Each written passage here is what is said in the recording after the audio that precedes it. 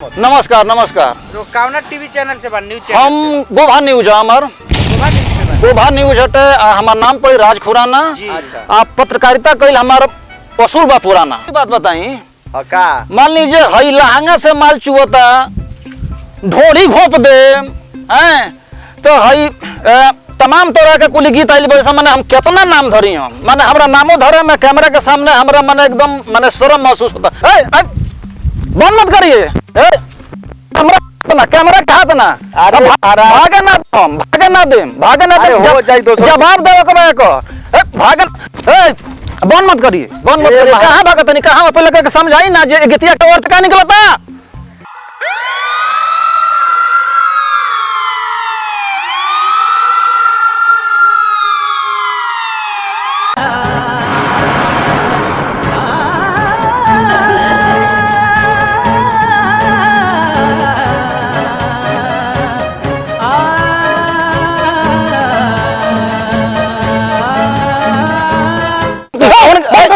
Camera कहाँ बंद कर कैमरा ठीक है। अरे पहले बात तो सुनिए। अरे चंचल जी पहले बात तो सुनी। अरे पहले बात तो सुनी भाई पहले बात तो सुनी।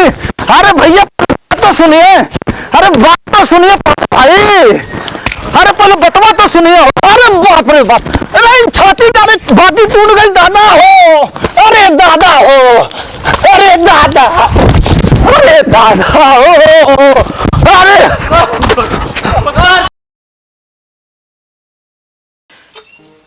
ये हैं जाने माने सुपरस्टार चंदन चंचल जी जिनका अभी अभी एक गाना वायरल हुआ है जो आप लोगों ने बड़ी प्यार से और ध्यान से सुना होगा। ये हैं हमारे सुपरस्टार राइटर पीके आर्यन जी जिनका लिखा हुआ गाना यूट्यूब पे धूम मचा रहा है। तब चंदन गाना तो हिट हो गई यार। धन्यवाद बा भाई मोड़ई पलानी बानो। हाँ पैसा आवे देंकरा के रातों रात में बिल्डिंग बनवा दे। अरे यार अब का चाहिए करोड़ों में गाना का व्यूज गोइल हमनी के गौरी ऐसे ही गाना लिख जबरदस्त ठीक बा। ये वो ट्रेंड में हो जा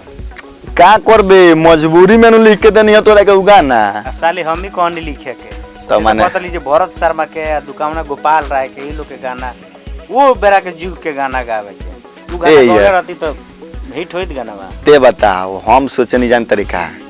कि सामाजिक गाना होखे लेकिन का करबे ठीक बा लेकिन लोग ये बड़ा बढ़िया चीज थोड़े सुनता। हाँ वो बात बा लोगवे नु गाना सुन के हाईलाइट कइले बा हिट कइले बा। तोरा से पहले हन तरी गाना लिखले रहनी ठीक बा बहुत बढ़िया देवी गीत रहे ठीक नु दो चार गो सिंगर को लग ले गई एगो नागेंद्र उजाला बाड़न। अच्छा हाँ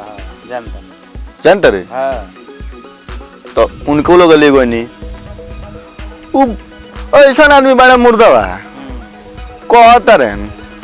कि हई कुली गाना गायम तो हिट ना होखे कौन भाई तो बड़ा खतरनाक बात कहत रह नागेंद्र भाई। हम कहनी बढ़िया गाना बावे सामाजिक गाना हम लिखनी वो आवाट बावट ना लिखनी तो ना लिखबो तो ना हिट हुई गाना बाज गइल। अब ऐसा करे के कि लगातार गाना आवे। हाँ तो कहत नहीं कि लगातार 5 गो 7 गो गाना लगातार आई नु तो मार्केट में बनल रहे के पड़ी। देख लिया हमरो घर दुआर देख ली कैसन बा जानते बाड़ी आवे दे पैसा आवता यूट्यूब से नु तो तोरो के हम तोर घर बनवा दे। पैसा मान ले केवन 30 मिलियन की 40 मिलियन गाना का व्यू टोटल गइल बा। मान 3-4 करोड़ लोग देख रहा बा 20-25 लाख तोरा खाता में आइए जाई। आ जाई तनी देख लिए बाबू 4 चक्का गाड़ी किनाई घूमल जाई ओइसे। हां मान ले कि उहे कोइल ही जाई एकरो पीछे बहुत लॉस भइल बा नु भाई। अरे समय लागल बा यही हिट होइल बानी सन मेहनत कइला के बाद 7-8 बरिस से लागल बानी सन। आओ चंदन आओ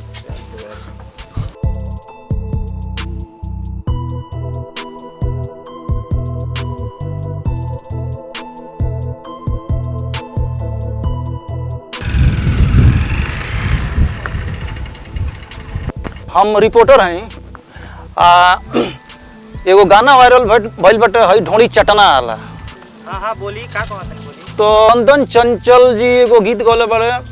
ढोणी चटन उ बड़ा वायरल भेल बटे तो उ नहीं के माने तनी घर के पता ऐसे जे तनी उनकर इंटरव्यू लेवे के बटे तो उनकर घर के तनी हमरा के पता बता दी तीन लोग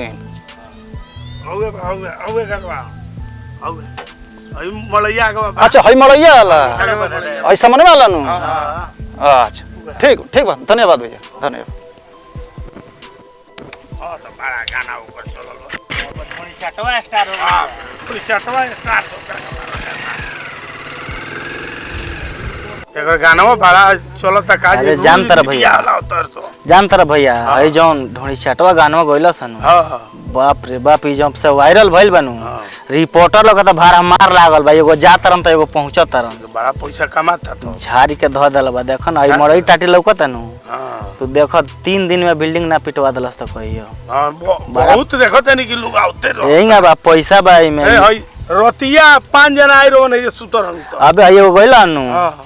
अबे अहिन तले गौरी जाई हाँ। रिपोर्टर पर एकदम लागल बा एकदम तानाशाही भइल बा जे पहले हमार लेली पहले हमार लेली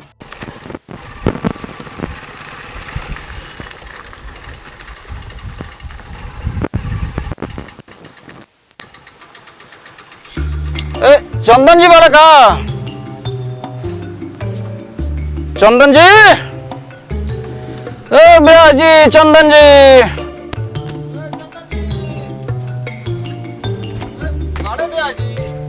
ना तो आपके रहला वालो घरवा में चल जाइयो पकड़िए तोर वही जब बैठल हो लो काहे से घर से तो मतलब नहीं है जब से गाय की लाइन में गइल लो वही जब भेंट हो जाई चल जाई बात उत हो जाई अच्छा तो ठीक बा हम मिल तनी वही जा चली ठीक बा अरे बुरी हमने के गीत लिख के हम माने गीत लिख के ते गीत गा के कोनो गुनाह क देले बनी सन का सरवा एका 2-4 गो मिटल इतना दोगला बाड़े सन जियल का काल कह देले बाड़े सन का कहबो ये भाई लेकिन चल पुरान कहावत था कि हाथी चले बाजार कुत्ता भौंके हजार लेकिन कुछ कह बाबू हमारा बहुत डर लागता हमें टेंशन लेला के दरकार नहीं है ठीक बा जान तर का है अपन काम करत रह चुपचाप अरे हितई न तई साला पूरा बदनामी होता है साला इंटरव्यू ऐसा ऐसा डलला बड़ा सा हमार बुलवा के अब माने हमार माथा पाक गइल बा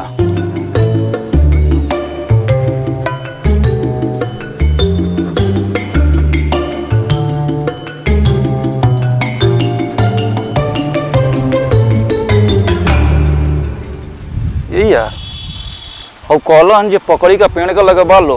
आज तक के लोग नहीं है हैं ए सर देखिए वो बालू हैं वही दूजे बालू हुए ना हुए का हो होते अरे यार ये लो तो ये बुरी हो मीडिया वाला हकारी ये सारे हमारा तो उहे बुझाते यार ई साला बकचोद मीडिया ला के और ही दिमाग चाट जाता रहा बाबू देख तोरा ऊपर तो कम पड़त रसन हम अपना गांव से भागल बनिया तोरा घरे रहत नहीं काहे ते जानते बड़ी हम बुझता नहीं यार बाप हो बाप हमारा बाबजी के लिए परेशान कोई रहता रसन लेकिन देख लिए ऐसा होई तो बाबू रे हम टेंशन ना ले बुरी हम बानी ना ऐसे कि हम जानते बड़े पहले ही दिमाग हमार कमजोर हवे जान ले पुरान कहावत था जहाँ न पहुँचे रवि तहाँ पहुँचे कवि ठीक बा ते कवि के फेर में बाड़े उ साला माने का हम कहीं टेंशन ना ले यार बहुत हमार दिमाग अब एथी होल बा उतर और देख आइल बड़े का तनी चल बाबू हट रे साला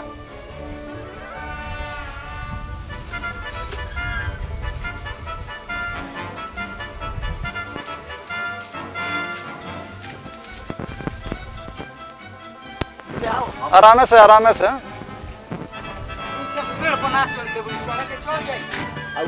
भुला जाई अच्छा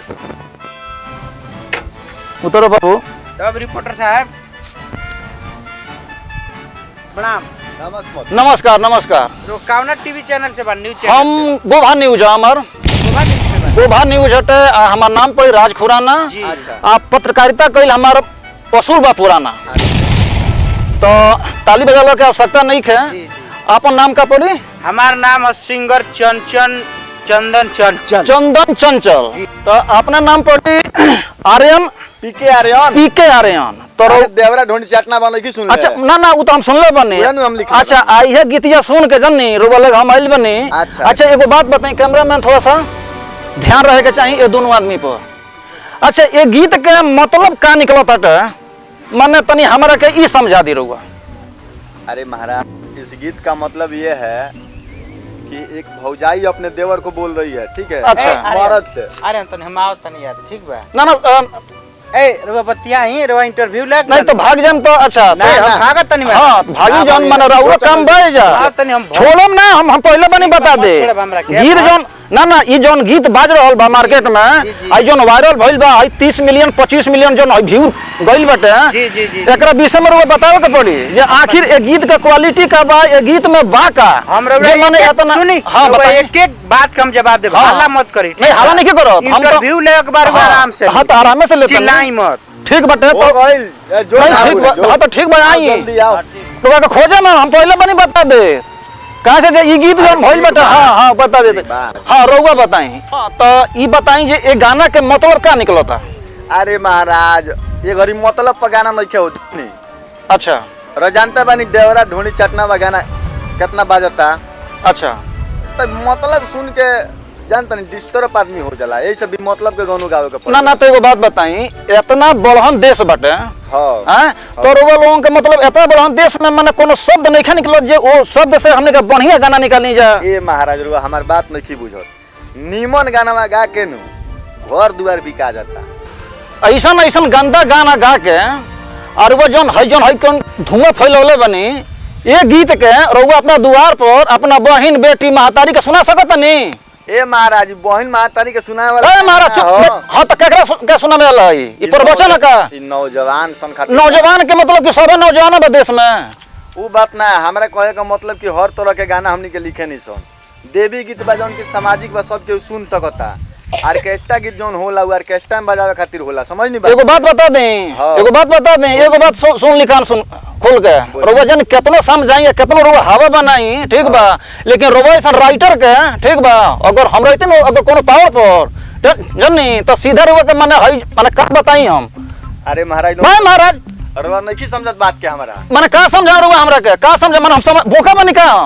चुतिया है का हम समझता नहीं की अरे पूरा मतलब करो मारा छोड़िए ना पूरा बिहार में पूरा भोजपुरी करवा लोगन राइटर आई गावे वाला का नंबर कर हई जिन गीतिया गौले बड़े चंदन चंचल हैं का हम बताई महाराज एकदम पूरा बिहार के भोजपुरी के बदनाम करके अब रख दे हैं महाराज। एगो बात बताई हाँ का बताई माने एगो हम ही एगो पीके आ रहे ना एगो चंदन चंचल बाउर वालो ना ना वो ठीक बटे एकरा बाद से अरे के गावता रोगा पर सुधरी ना महाराज रोगा ऐसा सुनिए ना रोगा ऐसा आदमी ठीक बा कचरा फैला दल बा पूरा भोजपुरी समाज में। बात बताई का मान लीजिए हई लहंगा से माल चुवता ढोड़ी घोप दे हैं तो हई तमाम तरह के कुल गीत आइल बड़े माने हम कितना नाम धरी हम माने हमरा नामो धरे में कैमरा के सामने हमरा माने एकदम माने शर्म महसूस होता। कैमरा में थोड़ा सा फोकस रखना भैया अच्छा एकदम फोकस होना चाहिए इनके ऊपर। रउआ बताई ई सारा गाना के जिम्मेदारी हमारे ऊपर ना ना रउआ ऊपर नहीं है लेकिन एगो लोग कहेला जे एगो गंदा मछली पूरा तालाब के गंदा कर देले करेले नु माने चंदन चंचल आप पीके आ रहे दोषी वाला नहीं देखिए व्यक्तिगत हम रउआ पर नहीं कहत हम सार्वजनिक बात कहत हई जितना राइटर बड़े भोजपुरी के रउआ लोगन एकदम माई बहन जोन बहन लोगन कह देले माई बहन पहले बात सुनी आ ये गीतिया के तनी एगो औरी बात बता दी ये गीतिया के तनी अर्थ का निकलता है ढोड़ी छील देम हई पटना से दवाई चली सैया पिटले बा लहंगा से दुका चुवता ढोड़ी घोप देम चोप घोप देम एकर अर्थ का निकलता तनी हमके बताई ना रउआ महाराज। अरे महाराज रउआ नहीं समझत बात के का समझ माने हम समझता नहीं छोड़ी अब रउआ से का ना ना सुनी ना ए मार ए सुनी भागे जान हम छोड़म ना रउआ के पहले एकर अर्थ बताई हमरा के जे ढोड़ी चाटता एकर अर्थ का आवता। अरे महाराज एकर अर्थ ये बा हां कि माने भौजैया अपना मर्द को लगे फोन कर ले तू बड़ा पटना अच्छा कैमरा में थोड़ा सा फोकस होना चाहिए जाननी तू कहता माने तो मर्दा उन्हें से फोन कइले बा तो मौगी ओकर कहतिया कि तू पटना बड़ा यानी देवरा धोनी चटना भइल बा मतलब देवर भौजाई के मजाक ना बुझन। अच्छा ई मजाक हो हां ई माने मजाक होई तो दोसर का हां वीडियो में तू लोग दिखावो तो ढोल ही आए थी लहंगा ई मतलब कि मजाक हो। अरे महाराज रो देखी उहे देवर भौजाई के जौन मजाक होला नु इहे गाना में 10 साल बरोबर दोसरे बुझतन मतलब कि घुमा फिर के एक एगो कहानी रो सुनावत नहीं जे मतलब कि हम चुतिया बनी है ये पूरा लोगवा पब्लिक मतलब कि बुर्बक बा अरे ना हाँ। महाराज रोवा बात नंबर नहीं की बुझत थोड़ा सा कैमरामैन एकदम इनकरा के मतलब कि इनकरा के हाईलाइट कर देवे के बाटे ई गीत गावत रहे आई जन बना रहल बड़े ई बड़े एक जना इनकर ब्यास बड़े ई का ना हुआ है इनकर चंदन चंचल अरे ये लोग के फाड़ ना देनी हम आज ठीक बा फाड़ ना देनी तो ई लोग कहिलो एकरा बस ई लोग बनावलो ना गीत ये लोग के पीछे पड़ लगैनी हम तो ई लोग कह दिलो ए महाराज अगर ये बताई हां हमार 4 कट्ठा जमीन रोड पर के बिका गइल गाना में हां हैं गाने लिख के गावे में अच्छा आ चंदन के 10-12 कट्ठा ले बिका गइल ओइ पर कहियो चर्चा ना भइल ना ना तो काहे बिकाइल ई ढोड़िया खतरे बिकाइल अरे निमन गाना गावतन सब हिट होतन कामन ना कॉमन गीत तनी एगो तनी अपन तनी निमन तनी गीत तनी सुनाई तो पब्लिक है अरे तो देवरा धोनी चटना बा निमने ई निमन बा तबे नु हिट भइल ए मर्द करा फेनु फालतू मत एक एगो बतिया के जल लो तू घुमा के मत हमें के समझाबो अगली गली न्यूज वाला ना आई धो के रेल दम ओबे रेल दम ही जा एकरा पहिले एगो गाना हमर हिट ना भइल जे पैसा बस नहीं खे बस नहीं खे तारो लगे आइल बन तू एकर जवाब दो अरे ई चटनी हवे चटनी है हैं देखतनी निमनो गाना होला ओकरा संग चाटे लगबे जुगी है ओबे तू चाटे लगबे चटनी ए यार तू बंद ठीक ए बंद मत करिए कैमरा कहा ना अरे भागे ना दे हो जाई दोस्तों जवाब देवे के को बंद मत करिए कहां भागत नहीं कहां पहले के समझाई ना जे गीतिया का अर्थ का निकलता देखी 10 दिन से हमारा ऊपर अब देखी दिमाग जनी खराब मत करी ठीक बा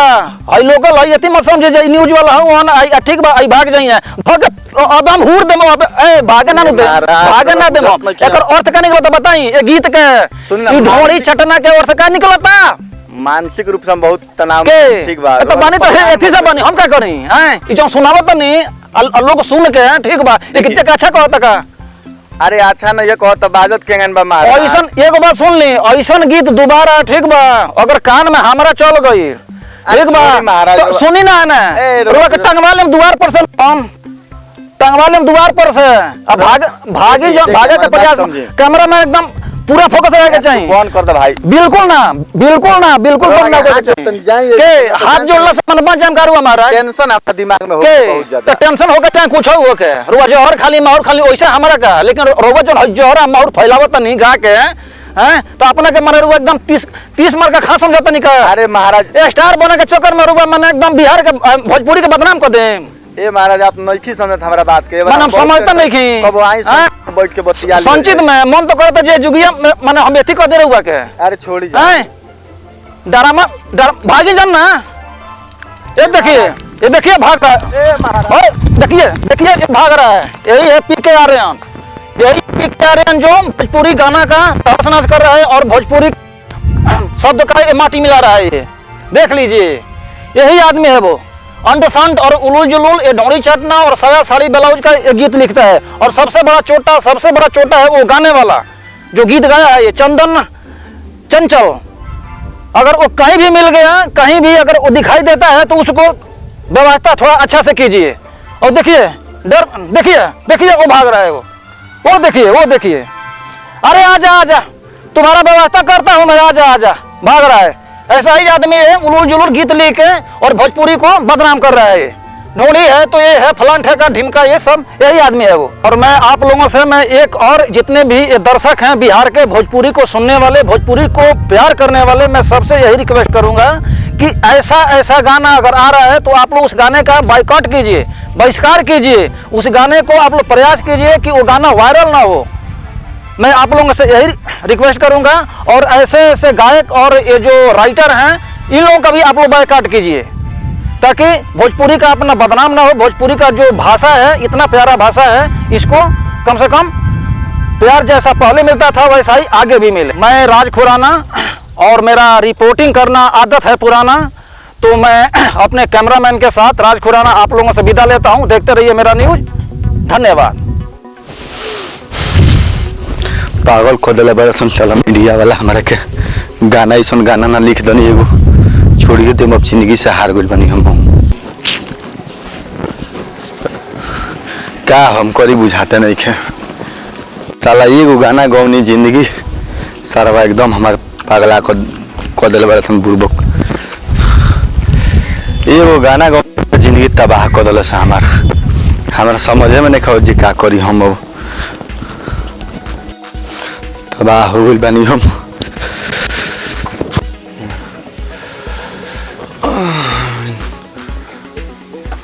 ये मुँह से मारे वाला दवाई है पी ले तो नहीं है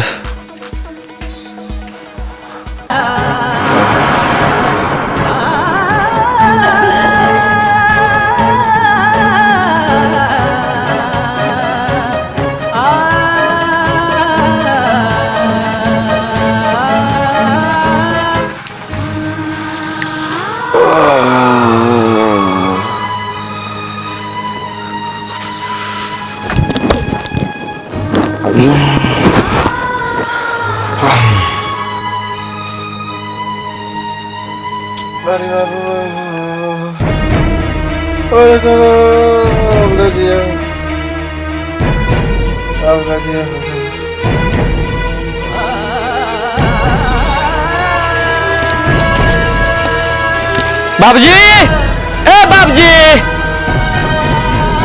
बाबूजी हो अरे का हो देखबा ई मुँह पे गाज फेंकत रेन गाछ फेंकता जे अरे ई तो जोहर खोइले दरी है ई जोहर खोइले दरी कर फोन करबे करू का चंद्रमा फोन कर दो जल्दी अरे ई तो जोहर खोइले जल्दी फोन कर जल्दी फोन कर हेलो कहाँ बारो लाग गई हाँ जल्दी घरे आवा ना जल्दी आवा पहले तू ठीक बा आवा अरे बाप रे गई तो जोहर खा हो जी का हो अरे तो जोहर खा ले बता खबर सुन बुझे तो जोहर खा ले बा बाबे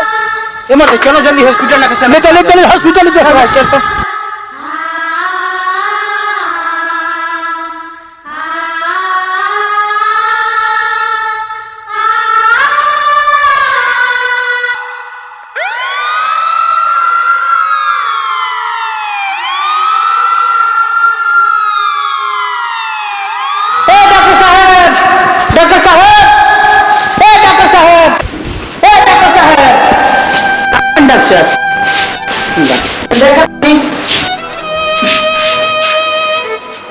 महाराज डॉक्टर साहब तक देखी ना हमरा बुझा जोहर खा ले बना हमारा गाज बिक देले रहन रुकी देखत नहीं देखी तो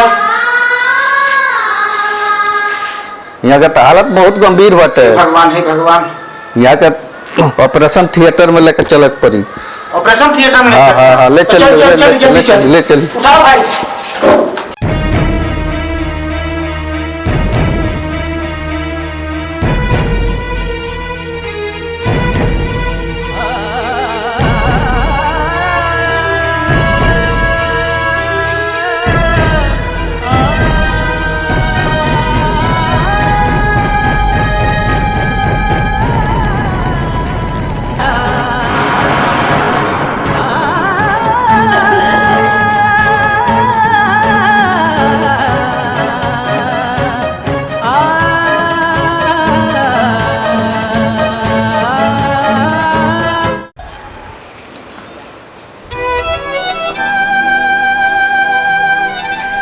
डॉक्टर साहब कोने मार बचा ली हमरा भाई के ठीक बा गोड़ पर तनी डॉक्टर साहब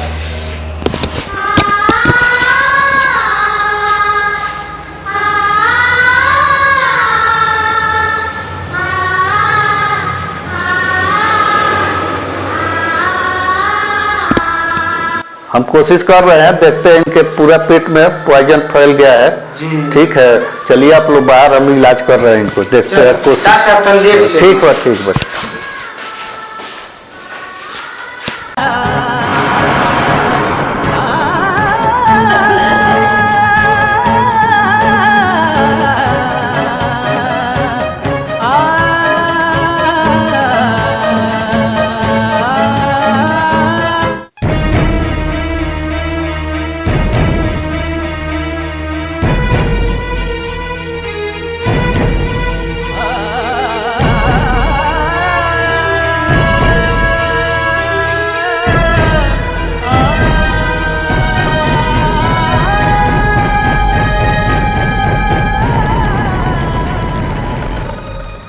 डॉक्टर साहब का चांस बाजी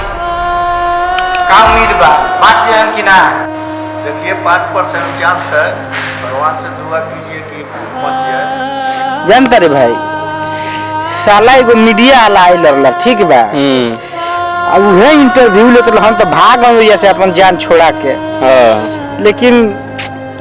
वायरन भैया के पकड़ ली बा, उहे सर उल्टा सीधा इतना दुगलई वाला सवाल पूछत रहला, हमरा बुझा तो वही से उ टेंशन में आके जवान जोहर पी लेले बा। सारे भेटा जे तो उनका के काट देव, गणासी से जहाँ काटल जाला नु, भुजरी भुजरी काट देव, खाली सारे भेटा जैसा हमरा से। ठीक बा। हे भगवान, कौन भाई के हमरा बचा ला।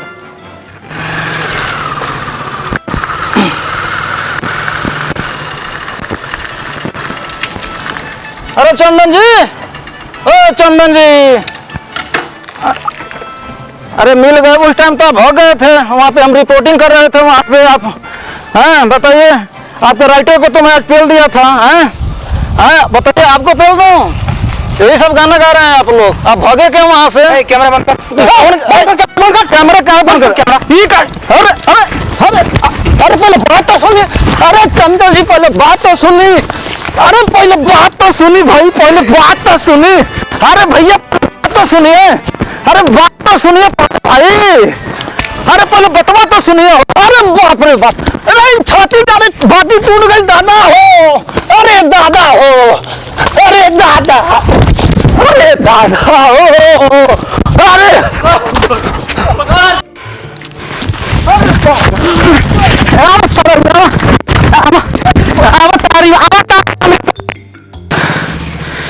सरऊ मीडिया वाला भइल बालो,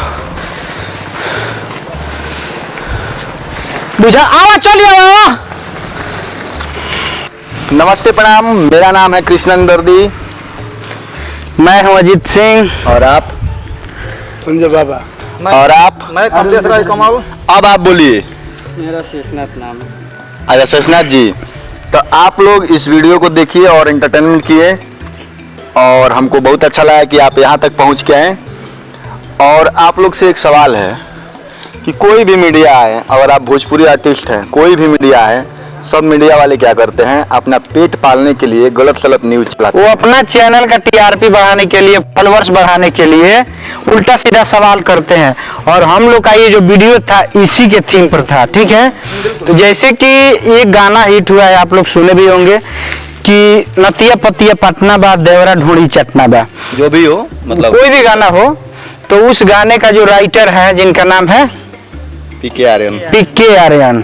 तो भैया मतलब कि क्या हुआ है, आगे आई कि कुछ मीडिया वाले, 2-4 मीडिया वाले उनको इतना प्रेशर दे दिए हैं कि वो बेचारे पॉइजन पी करके अभी जिंदगी और मौत की लड़ाई लड़ रहे हैं, हॉस्पिटल में भर्ती हैं। तो हम तो ऊपर वाले से यही कामना करेंगे कि भैया जल्द से जल्द स्वस्थ हो जाए। लेकिन इस तरह के जो भी मीडिया वाले आते हैं और बेहुदा वाला सवाल करते हैं, तो आप लोग तो सबसे पहले उनको इंटरव्यू दीजिए मत। सबसे पहले देखिए उसको जूता से मारिए, क्योंकि यहाँ पे हर गांव में जाके देखिए शिक्षा से लोग जूझ रहे हैं। पढ़ाई करने के लिए बच्चों के पास मतलब कि उपलब्ध किताबें नहीं है, कापी नहीं है, गार्जियन के पास पढ़ाने के लिए पैसा नहीं है, गांव का विकास नहीं हुआ, रोड नहीं है, उस पर कोई मुद्दा नहीं उठाएगा। सब गांव में किस तरह परिस्थिति है, गरीबों के ऊपर नहीं उठाएगा कोई मुद्दा। और एक मुख्यतः उसी को टारगेट किया जा रहा है जिसका गाना मार्केट में हिट हो गया है। अगर किसी भी मीडिया वाले के गाने में दम है, जो लोकल हैं, जो गलत सलत न्यूज बना रहे हैं, उसके लिए मैं बोल रहा हूँ। बाकी बहुत लोग हैं, अच्छे अच्छे हैं, मनीष भैया हैं, मनीष कश्यप जी, उनके जैसा बहुत सारे लोग हैं, लेकिन वो लाखों में एक हैं हम लोगों के लिए। और वैसा न्यूज मत बनाइए जिससे कि कोई मतलब कि कोई तरक्की पर जाए तो उसको रोक लगे, हाँ किसी का जान पे आ जाए। अब कोई भी राइटर गाना लिखता है, चाहे कोई सिंगर गाना गाता है, तो उसके पहले वो कितना संघर्ष किया होता है, तब उस मकान तक पहुंचता है वो। और आप ऐसे माइक लेके जाके और उल्टा सीधा बेहुदा वाला सवाल करते हो, ये बहुत गलत बात है, ऐसा बिल्कुल भी नहीं होना चाहिए। और हाँ, हम लोग भी मानते हैं कि जो अश्लील गाना चल रहा है मार्केट में, तो जो भी सिंगर लोग हैं उनसे भी हमारा रिक्वेस्ट है कि आप लोग अश्लील गाना मत गाइए। और जो पब्लिक है, जनता जनार्दन से भी रिक्वेस्ट है कि आप लोग अगर सुनेंगे ही नहीं तो कलाकार लोग कैसे गाएगा। एक बात बताइए, अगर गायक अगर नहीं गाए अश्लील गाना तो पब्लिक तो सुनेगी नहीं। जी। ठीक, लाखों में एगो कोई गा दिए गलत गाना तो उसको लोग खूब उछाल देगा, और जो अच्छा गाना गा रहा है वो भीख मांगने पर तुल जाएगा। सही बात उसके है। माँ बाप घर से भगाने लगेंगे, तू जा साला बाहर कमाने जा, तू घर लायक नहीं है, पैसा वैसा ला नहीं रहा है कमा के। तो इसलिए मजबूरन किसी किसी को गाना पड़ता है उल्टा सीधा। लेकिन इसका मतलब ये नहीं हुआ कि आप जाके उसको दबिया देंगे रिपोर्टिंग करने की वजह से। झाट भर का माइक ले लेते हैं और उसको लेके चल देते हैं रिपोर्टिंग करने, तो ऐसा नहीं होना चाहिए। अब रह गई बात अश्लीलता की, तो अभी एक मिर्जापुर सीरीज आया है, मिर्जापुर वेब सीरीज। वो इतना फेमस सीरीज है और उस फिल्म में, उस सीरीज में इतना गंदा गंदा गाली का प्रयोग किया गया है और खुलेआम एडल्ट सीन दिखाया गया है। उसमें कोई नहीं करेगा, उससे कोई बोलने नहीं जाएगा मीडिया वाला। चलिए, हमारा वीडियो इसी टॉपिक पे था। आप लोगों को कैसा ये वीडियो लगा, इस वीडियो को लाइक जानते कमेंट हैं अजीत भैया, जरूर कीजिएगा। सुनिए, खेसारी लाल, पवन सिंह, हनी सिंह, तमाम बड़े बड़े स्टार हैं। अगर गांड में इन लोगों के दम है तो उन लोगों के पास जाए ना, वहां तो कोई नहीं जाएगा, डर से नहीं जाएगा, जूता से मार के भगाएगा।